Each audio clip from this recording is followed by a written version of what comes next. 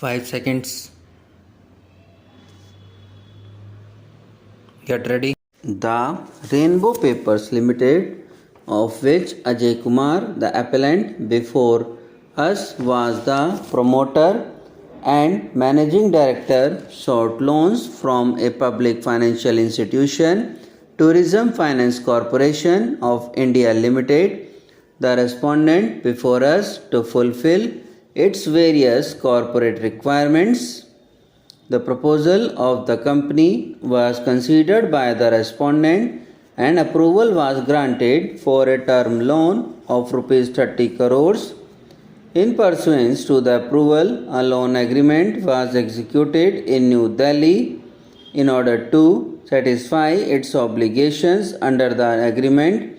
The accused company issued post-dated check of Rs 25 lakhs bearing check drawn on Indian Overseas Bank, Kalupur Circle Branch, Railwaypura, Ahmedabad, towards the payment of one of the installments. On the check being presented to the bankers of the respondent, that is HDFC Bank Limited, Nehru Place Branch, New Delhi, the check was returned for the reason account closed. On 19 April 2016, a demand cum legal notice under Section 138 of Negotiable Instruments Act 1881 was issued on behalf of the respondent, calling upon the company as accused number 1 and the appellant herein as accused number 2 to settle the debt advanced by way of corporate loan. The accused acknowledged their liability to pay the loan amount.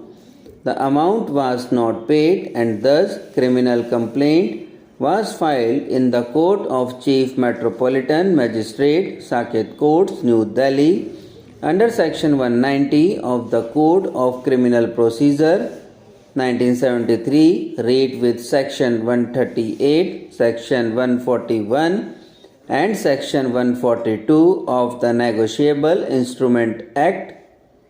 The complaint was signed and verified by Deputy General Manager Law of the respondent company.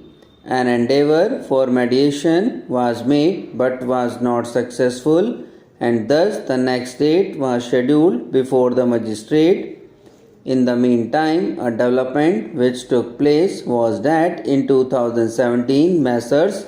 Neeraj Paper Agencies Limited, styling itself as operational creditor, filed an application under Section 9 of the Insolvency and Bankruptcy Code 2016, read with Rule of 6 of Insolvency and Bankruptcy Rules 2016, with the request to initiate corporate insolvency resolution process against the accused company, treating it as the incorporate debtor. The National Company Law Tribunal admitted the aforesaid insolvency application. The respondent herein filed its claim against the debt which was the subject matter of the Negotiable Instrument Act proceedings. On 5th January 2018, Committee of Creditors was informed that the respondent herein could not be considered as a secured financial creditor as per definitions contained in Section 330 and Section 331 of the IBC. In effect, on legal advice as such, the respondent was opined as an unsecured financial creditor. This resulted in the respondent filing applications in the form of objections before the NCLAT, where the status was sought to be changed from the unsecured to secured financial creditor. Now turning back to the NIA proceedings, the Metropolitan Magistrate passed an interim order dismissing the application of the appellant for exemption from personal appearance. This in turn was predicated on the observations of NCLAT opining that Section 138 of the Negotiable Instrument Act is a penal provision which empowers the court of competent jurisdiction to pass order of imprisonment or fine which cannot be held to be proceedings or any judgment or decree of money claim. Thus, it would not come within the purview of Section 14 of the IBC, and thus the proceedings under Section 138 of the Negotiable Instruments Act 1881 could continue simultaneously.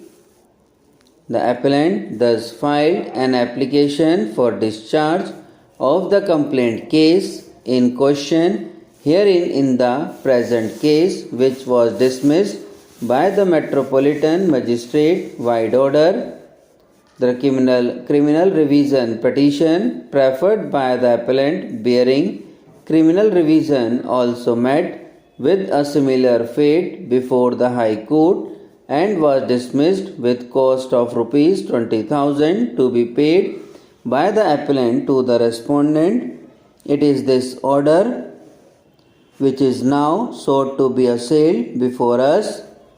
Learned counsel sought to urge on behalf of the appellant that the trigger of Section 138 of the Negotiable Instruments Act is the non-payment of legally enforceable debt once the debt is itself extinguished either under Section 31 or in the process from Sections 38 to 41 and 54 of IBC.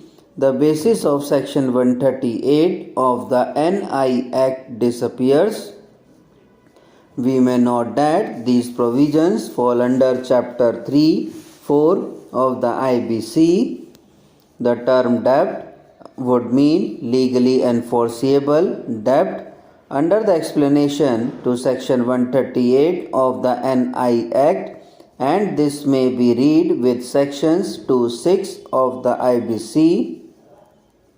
It was submitted that the nature of the proceedings under Section 138 of the Negotiable Instruments Act is primarily compensatory in nature, and the punitive element is incorporated at enforcing the compensatory provisions under the laws.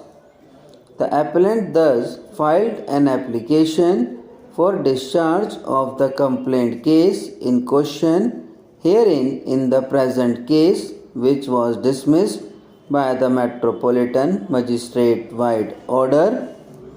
The criminal revision petition referred by the appellant bearing criminal revision also met. Subscribe now and press the bell icon.